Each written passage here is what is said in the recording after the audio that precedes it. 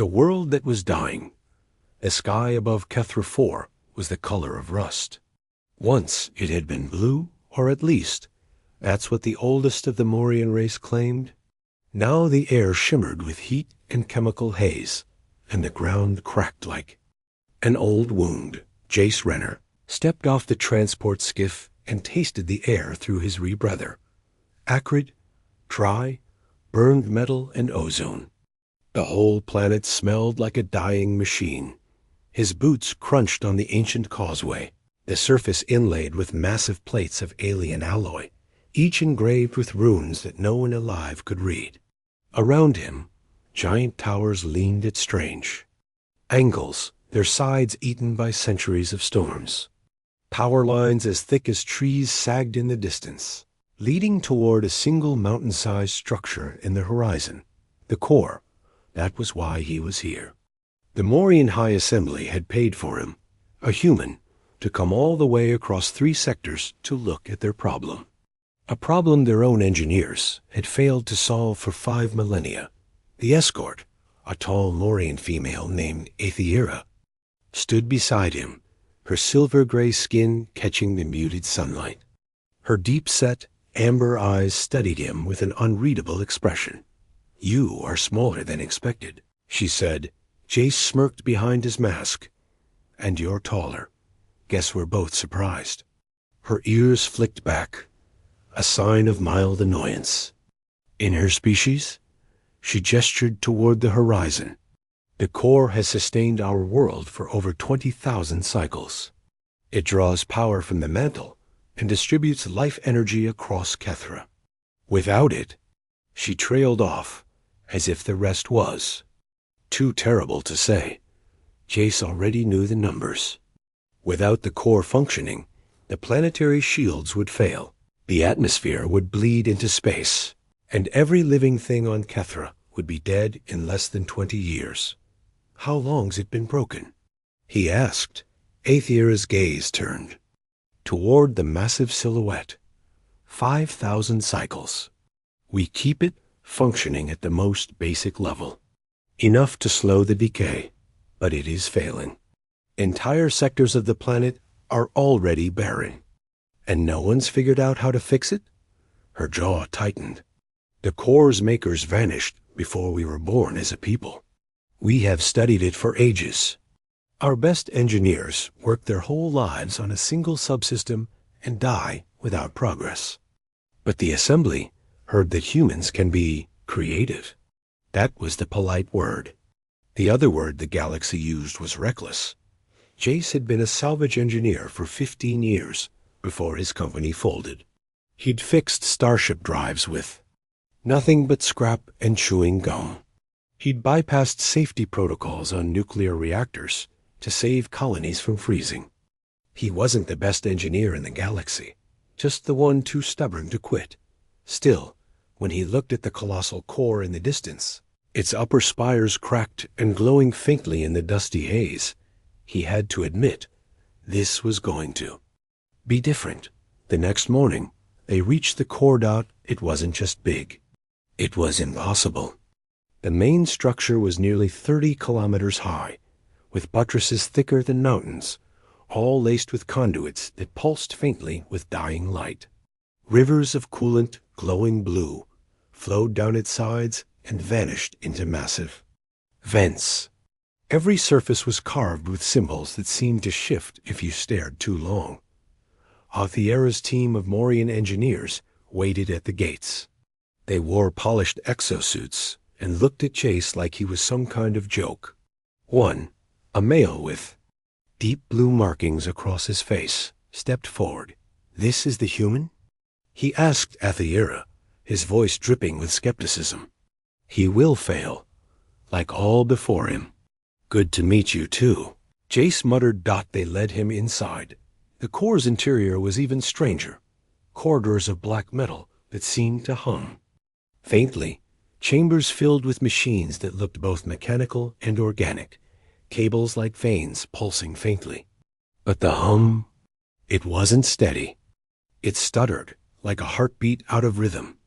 Aethiera brought him to the central control chamber, a vast sphere, 100 meters across, with platforms hanging in midair and holographic glyphs floating around a single massive vertical column of light. "This is the heart," she said. "It is dying." Jace stepped closer, scanning it with his handheld diagnostic pad. The readings were nonsense. Energy signatures he'd never seen, patterns that didn't match any human tech. And yet, he saw something. Not much, but enough. "This thing isn't dying," he said slowly. "It's choking." Aethiera's brow furrowed. "Explain." He pointed to the fluctuating light. "Something's clogging the energy flow." "Like?" "A pump with air bubbles. You've been trying to replace parts, but you've never thought to purge the system." The Morian engineers exchanged confused glances. One of them scoffed. "You think 5,000 years of failure is because of a blockage?" The blue-marked one sneered. Jace didn't look at him. He kept his eyes on the heart. "Yeah," he said, "and if I'm right, I can prove it." Aethiera's eyes narrowed. "How fast?" Jace grinned. "Give me 2 days." The chamber fell silent. 2 days to solve what an entire civilization couldn't fix in 50 centuries. Asterisk. The thing in the heart Jace's scanner blipped again. The reading wasn't energy fluctuation. It was motion. Slow, deliberate, almost like breathing. He frowned and adjusted the frequency. The display sharpened. Inside the vast vertical column of light, beyond the translucent containment field, a shadow moved. It wasn't a mechanical part. It wasn't a random glitch. Something alive was coiled deep inside the heart. Aethiera stepped closer, her amber eyes locked on the scanner's readout. "That cannot be," she said, voice low. "No Morian has ever entered the containment field. It would kill us instantly." Jace shrugged. "Maybe, but whatever that thing is, it's sitting right where the energy bottleneck starts." The blue-marked engineer snorted. "Your scanner is misreading alien tech. There is nothing alive in the heart. That is the pulse of the core itself." Jace muttered. And the pulse just looked at me. Every Morian in the chamber froze. Jace hadn't meant it, literally, not entirely. But when the shadow shifted again, the faint flicker of 2 pinpricks of light glowed inside the column. They weren't random. They were focused. Watching the containment field hummed louder. Over the next few hours, Jace worked alone on a diagnostic array while the Morian engineers kept their distance. Aethiera stayed near, observing him with that unblinking Morian stare. "So," Jace said while tightening a cable, "your people never thought to, shut this thing down for a full inspection?" Aethiera's ears flicked back. "If the core is deactivated, the planetary shields collapse within hours. Our atmosphere would bleed away. It would be suicide." "Right," Jace said, scratching his jaw. "So you've been patching leaks on a ship without ever going into dry dock. No wonder nothing works." She frowned. "Dry dock? Never mind." Human metaphor. By midnight, Jace had cobbled together a crude resonance scanner from spare Morian tools. He activated it, sending a soft pulse into the containment column. The shadow inside twitched. The twin points of light flared briefly, then faded. "Yeah," Jace whispered. "You're real." Aethiera's voice was sharp. "What is it?" "I don't know," Jace admitted. "But I think your core isn't just a machine. It's alive. Or at least part of it is." The words hit the room like a detonation. "That is heresy," one of the Morian engineers said coldly. "The core is sacred technology. It is the gift of the makers. To claim it lives is maybe the only reason it's lasted this long." Jace cut in. "If it's alive, it's reacting to damage. Or maybe it's sick." Aethiera's expression tightened, but she didn't dismiss the idea. Instead, she asked, "And you believe you can heal it?" Jace looked back at the glowing column. The points of light were still there, watching him. "I think it's been trying to tell you how for 5,000 years, he said.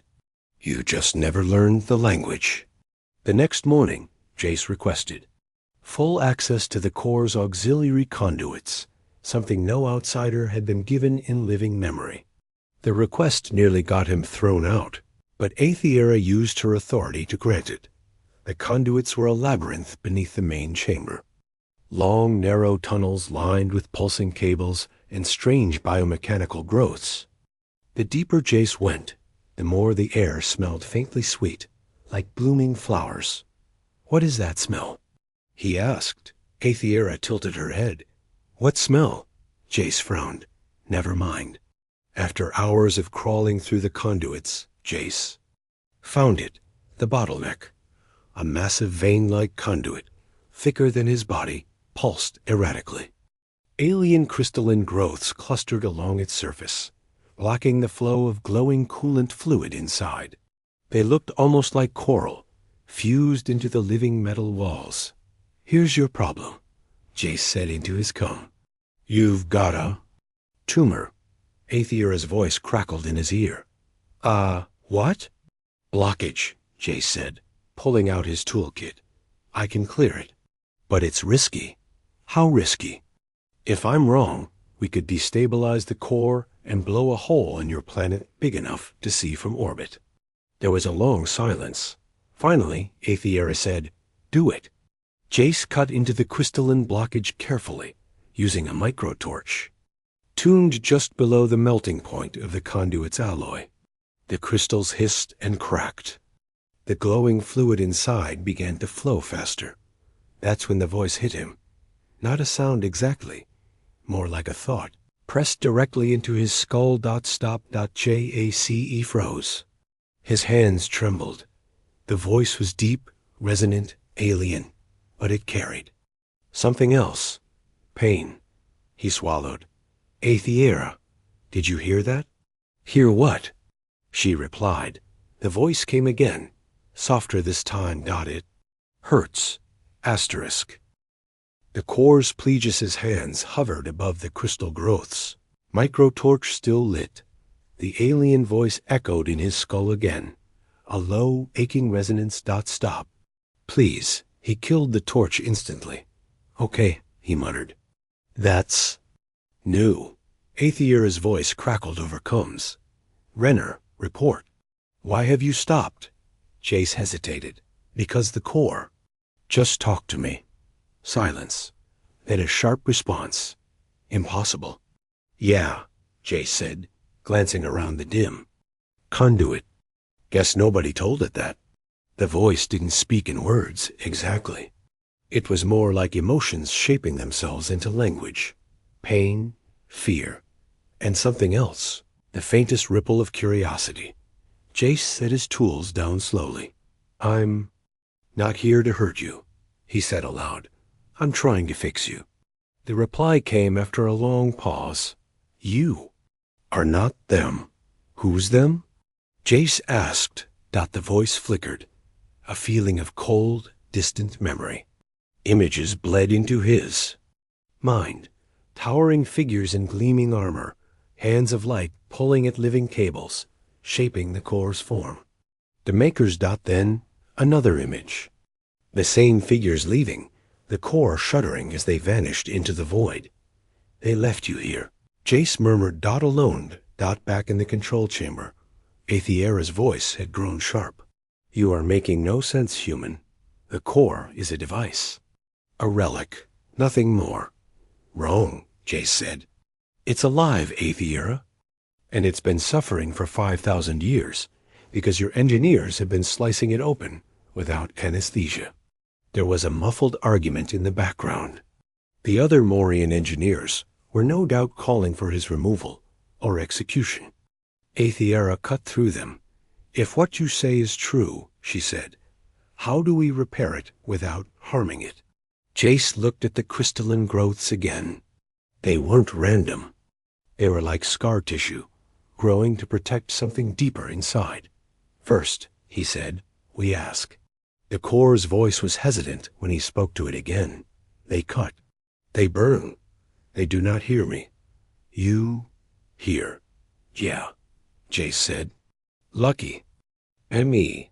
Look, if I can clear these blockages, the energy flow will stabilize. But I don't want to hurt you. Can you help me? There was a long silence. Then, a sensation like a deep breath being drawn. The crystals began to crack and retract. On their own, folding back like petals. The conduit pulsed stronger. Well, Jace muttered, that's easier than I thought. An hour later, Jace climbed out of the conduits, coated in dust and coolant residue. The heart's pulse in the control chamber was steadier now, brighter. The Morian engineers stared at the readouts in disbelief. You did something, Athiera said quietly. The decay rate is slowing. Not me, Jace said. Your core did it. I just asked nicely. The blue-marked engineer's expression twisted. This is blasphemy. You are tampering with the sacred systems. It's either that, Jace said, or you all die in 20 years. Pick one. That night, Jace returned alone to the cores. Chamber. The voice was waiting for him. You are different. You mend, not take. He sat cross-legged on the floor, leaning back against a conduit. Humans break stuff all the time, he said. We just have a bad habit of fixing it too. There was a faint hum of amusement in his mind. Then, an image. A part of the core he hadn't seen yet. Deep beneath the main structure, past the conduits and coolant rivers, into a chamber sealed by layers of metal and energy fields. The heart root. Broken. Dangerous. Jace frowned. If I fix the heart root, will you be back at full strength? Yes. But they will not let you. Who? The answer came with a feeling of shadow, the weight of watching eyes. The assembly.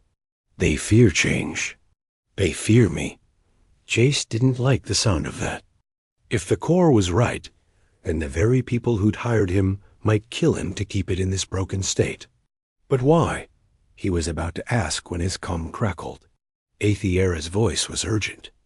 Jace, get out of there. Now. Why? He asked. They've sent the purge guard. They are coming for you. The run to the route, the warning came too late. Jace heard the sound before he saw them. The low, metallic growl of Morian grav armor, the hiss of plasma rifles charging. The far archway, 6 purge guards emerged in black exosuits, their amber visor strips glowing like predators' eyes. Each carried a weapon, longer than Jace's arm. The sight of them made his stomach tighten. Renner! Athiera's voice snapped in his ear. Don't argue. Move. He didn't need convincing. Jace bolted down a side corridor, boots hammering the metal floor. The sound echoed in the vast chamber, chased by the rapid thud of the guard's pursuit. Why the hell are they after me? He hissed into his cum.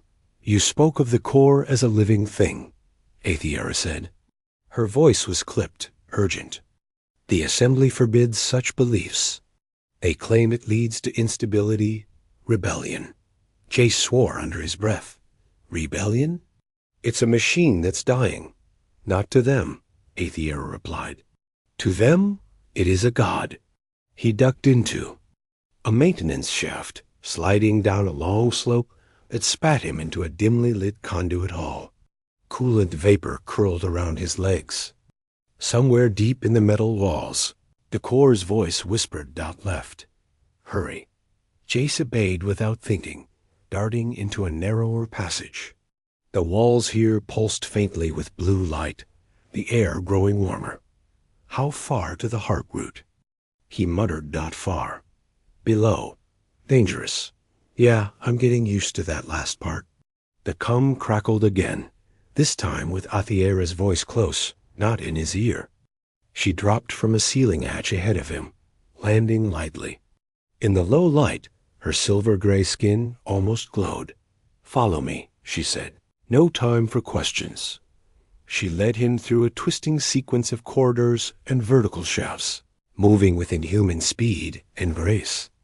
Twice they had to freeze in shadows as purge guards clanked past, scanning with amber beams. Aethiera's hand rested on the hilt of the curved plasma blade at her hip. Her ears flicked with every distant sound. "You didn't have to come for." Jace said as they moved again. Her amber eyes locked on him. "I brought you here. If you die, it will be on my honor." Not exactly a warm, fuzzy reason, but I'll take it. They reached a heavy sealed hatch deep in the core's understructure. The door bore strange, shifting glyphs, not the neat symbols seen in Morian cities, but older, more primal shapes that almost moved under Jace's gaze. "This wasn't made by your people," he said. "No," Aethiera agreed. "Only the makers could enter here. And now, perhaps you." Jace ran a hand over the door, feeling the faint vibration beneath. The core's voice was a whisper in his mind. "Speak." "What?" He muttered, "Say your name." He hesitated, then spoke. Aloud, Jace Renner. The glyphs flared bright, the door shuddered, and with a deep groan it slid open. Beyond was a shaft plunging straight down into darkness. A narrow maintenance catwalk spiraled along the edge, lit only by dim pulses from deep below. The air was hotter here, with a faint scent of ozone and something floral again. Aethiera stepped onto the catwalk without hesitation. Jace followed, gripping the railing tight. Halfway down, the core's voice returned. "They come." From above, distant shouts echoed. The purge guards had found the hatch. "Faster!" Aethiera snapped, breaking into a run. The catwalk swayed dangerously. They reached the bottom, just as the first guard's visor light appeared above. The chamber ahead was vast, a cavern of metal and living cables with a great central mass, rising like the trunk of an impossible tree. From it, enormous conduits spread upward and outward, feeding the entire core, but the trunk was split. A jagged rift ran down its center, spilling arcs of unstable energy that leapt like lightning across. The chamber. The floor trembled with each pulse. Jace stared. "That's the heart root?"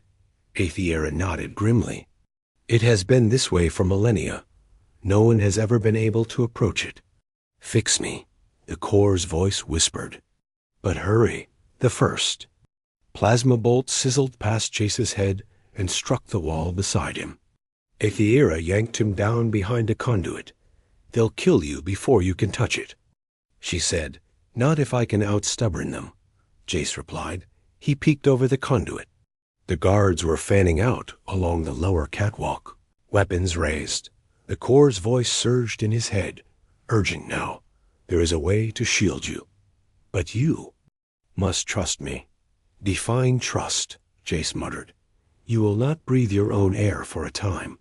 Asterisk. Breath of the machine Asius's lungs burned at the very idea. Not breathe his own air? That was a nightmare he hadn't even known he could have. "Yeah, that's not creepy at all," he muttered under his breath. Another plasma bolt cracked, overhead, showering him with sparks. "Decide," the core urged. "The field will kill you without my touch." Aethiera's amber eyes darted between him and the advancing guards. "What is it saying?" "It wants to take over my breathing." She blinked once. "That is invasive." "Yeah, well, so is dying," Jace said. He closed his eyes. "Fine, do it." The change was instant. A sudden warmth spread from the back of his neck down into his chest.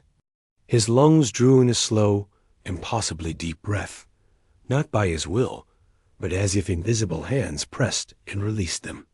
The air tasted strange, tinged with metallic sweetness. That his heart rate slowed. His muscles loosened. The hiss of plasma. Fire seemed farther away, muted under a low hum that filled his mind. "Now, you may enter," the core said. JAC. He bolted from cover. The guards opened fire, but the arcs of unstable energy around the heart root flared, bending, twisting, forming a shifting wall of blue light that shielded him. Aethera's voice shouted in his calm, "Renner, you're insane." But she didn't hesitate to follow. Her curved blade deflecting 2 incoming bolts. The heat near the heart root was suffocating, yet he felt fine. His breaths were slow, controlled, his chest rising like it was on a mechanical rhythm. The core was filtering the air somehow, feeding him exactly what he needed. "Place your hands on the wound," it said. The jagged rift in the heart root was like staring into the sun. Lightning arcs snapped at the edges, bright enough to sear his vision. Every instinct screamed, "Don't touch." But Chase stepped forward and pressed, both palms against the split. Pain shot through him like fire and ice at once. He bit down on a cry. In his mind, the core's voice swelled, no longer a whisper, but a deep, resonant presence. "I will show you." Suddenly, he was the core. He saw energy surging from the planet's molten mantle, felt it racing through his conduits, branching into every city, every shield tower. He felt where it stuttered, where it bled away. And he felt the sickness, the fracture that had been slowly tearing him apart for millennia. "The Makers bound me. When they left, I could not mend myself. The Morians feared my touch." The vision shifted. Flashes of centuries passing, engineers dismantling panels, replacing parts, never touching the wound itself. All the while, the root split a little more each century. In the real world, the guards were closing in. Plasma fire struck the blue shield, making it ripple dangerously. "Whatever you're going to do," Chase gasped, "do it fast. We must fuse the wound. You have hands. I have heat." Together. From his tool belt, Chase grabbed a Morian fusion clamp, usually used for heavy alloy. The core's energy flowed into the device, overloading it, making it glow white-hot. He pressed it into the fracture. The air exploded with light. The lightning arcs screamed inward, pulled into the tool, binding into a single blinding pulse. The rift began to close, molten edges knitting together like flesh. But the guards had breached the shield's edge. One bolt slammed into the floor near Chase's foot, throwing him sideways. Aethera intercepted the next, cutting it down with her blade. "Renner," she shouted. "Move." "Can't," he gritted. "Not until it's done." The fusion clamp whined, its casing beginning to melt in his grip. The core's voice was strained now. "Hold. Just." Longer, above, a guard leveled his rifle directly at Chase's head. The shot flared, and a conduit above them ruptured, spilling a torrent of glowing coolant that knocked the guard over the railing. The core's voice came again, softer now. Almost, with a final burst of light, the fracture sealed. The lightning arcs subsided. The ground stopped trembling. For the first time since he'd arrived, Chase felt the core's pulse steady, a deep, rhythmic thrum that filled the chamber. He stumbled back, gasping as his lungs returned to his control. The air now was blisteringly hot, metallic, and sharp, but breathable. Aethera's eyes widened as the glow spread through the conduits overhead. You did it." Chase almost smiled, until the core spoke again. "No, we did part. Now the assembly will kill us both." Asterisk, no way out. The chamber's heavy exit doors slammed shut with a thunderous clang. A deep metallic lock sequence followed. CHRRK thunk. CHRRK2UNK. The sound of an entire planet's worth of political will try and bury them alive. Chase spun toward the catwalk. "They're sealing us in?" Aethera's ears pinned flat.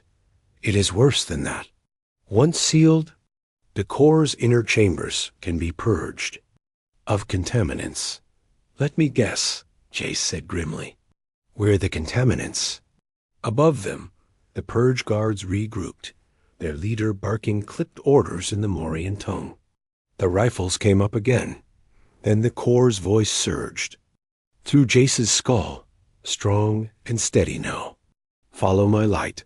Sections of the floor ahead flared with blue illumination. A winding path across the chamber toward a lower maintenance tunnel Jace hadn't noticed before. That wasn't glowing. "A second ago," he muttered. Aethiera grabbed his arm. "Then move before it stops." They sprinted across the root chamber, weaving between massive conduits as bolts of plasma hissed past. The floor lights winked out the instant their boots left each section, reappearing just ahead. The core was guiding them in real time, sealing paths behind them. One guard tried to cut them off, a towering figure in jet black armor. Aethiera met him head on, her curved blade clashing against his rifle in a burst of sparks. She ducked low, swept his legs, and shoved him over the railing without breaking stride. "Remind me not to annoy you." Jace puffed as they ran. The maintenance tunnel ahead was barely tall enough for him to crouch through, but Aethiera moved like water. Blue light pulsed along the walls, drawing them deeper. "The assembly fears me healed," the core said in both. "They're mines now. They fear I will act as I was meant to protect all life. Not only theirs, and they'd rather watch their planet die than give up control." Jace guessed. Yes. Aethiera's jaw tightened. "I suspected as much, but to hear it." The tunnel opened into a vertical shaft with a humming grav-lift column down the center. The core's light shimmered along it. "Step in." This doesn't look up to code," Jace said. "Trust." He stepped forward, and the lift caught him in a weightless rush. They shot downward so fast, his stomach tried to crawl out of his mouth. The walls blurred past, studded with conduits and strange organic shapes, like roots in soil, but made of alloy and glowing crystal. When they landed, it was in total darkness. A slow, rolling hum filled the air. Then, one by one, panels in the walls lit with deep blue light, revealing a vast spherical chamber. In its center floated a crystal the size of a small ship, turning slowly. It glowed with the same hue as the lights the core had been guiding them. Inside, faint threads of light danced like neurons firing. "This is not on any map," Aethiera whispered. "This is my mind," the core said. "Few have seen it. None have lived long after." Jace glanced at her, feeling real honored right now. The core's voice deepened. "From here, I can reach the entire planet, its networks, its people, but only if you free me from the assemblies." "Locke, how?" Jace asked. "Your hands, my knowledge." Together again. Panels slid open along the walls, revealing a tangled control nexus. Some components were clearly ancient, smooth alien alloy, marked with shifting glyphs. Others were crude, Morian additions, welded in place to block access. Aethiera's eyes widened. "They've hardwired blocks into your systems." "Yes, remove them. Quickly. The guards will breach in minutes." Jace threw himself at the panels, ripping out bypass clamps, burning through welds with his microtorch. Sparks rained around him. Each connection removed made the core's glow brighten. Above, the sound of pounding boots echoed. The guards were in the shaft. Aethiera drew her blade, taking position by the entrance. "Work faster, human." "I'm going as fast as—" Jace yanked out a final cable, and the entire chamber shuddered. Done. Light exploded outward from the core's crystal mind, racing along conduits in every direction. Jace felt it like a second heartbeat. The core stretching, breathing freely for the first time in millennia. In his mind, its voice was a roar. "I am whole. But then another sound. The grav lift above screamed with energy, and the first purge guard dropped into the chamber, rifle already firing. Asterisk. The Maker's legacy.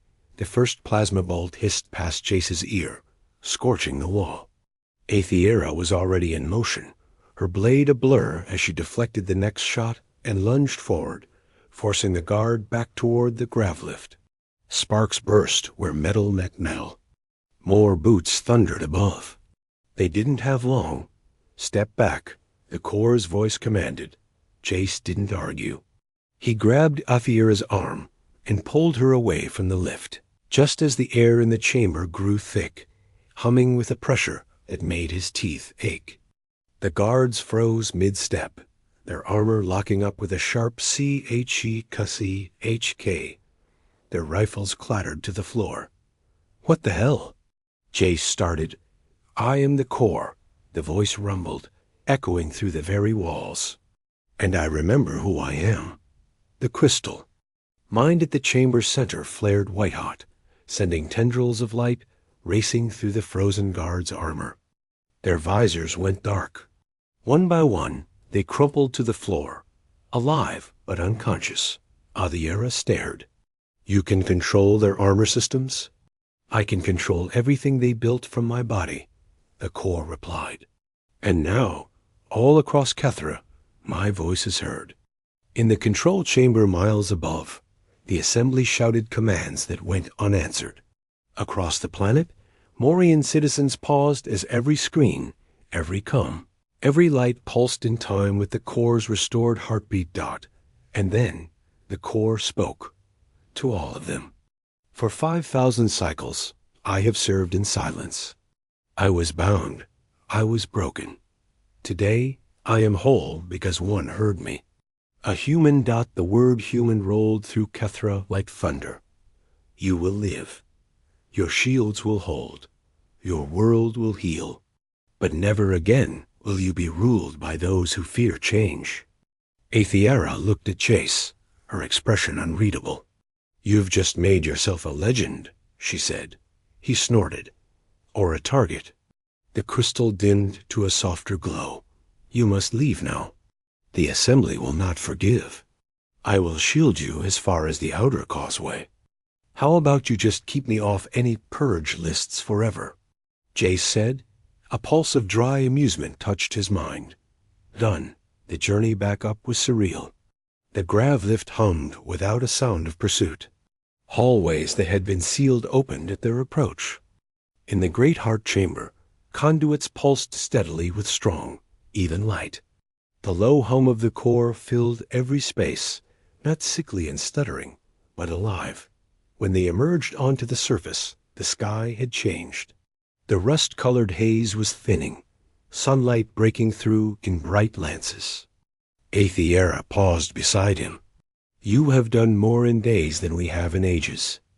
Jace looked at her, smirking faintly. "Sometimes you just have to listen to the machine." They reached the waiting skiff. As it lifted into the air, Jace glanced. Back at the Core, its massive spires gleaming faintly in the new light. For the first time, it didn't look like a dying relic. It looked awake. The Core's voice brushed his thoughts one last time. "Maker or human, the hands that heal are the same." And then it was gone, leaving only the hum of the skiff's engines and the endless sky ahead. Epilogue. 2 months later, word had spread far beyond Kethra. 100 alien worlds had heard the same story in a dozen variations. The human who fixed the unfixable. The one who heard the machine's voice. Some believed. Some didn't. But to the Morian citizens now free from the Assembly's stranglehold, it didn't matter. Their world was healing. Their skies were clearing dot, and somewhere out there, Jace Renner was already moving on to his next job. Because if there was one thing humans were really good at, it was finding broken things and making them whole again. The End **.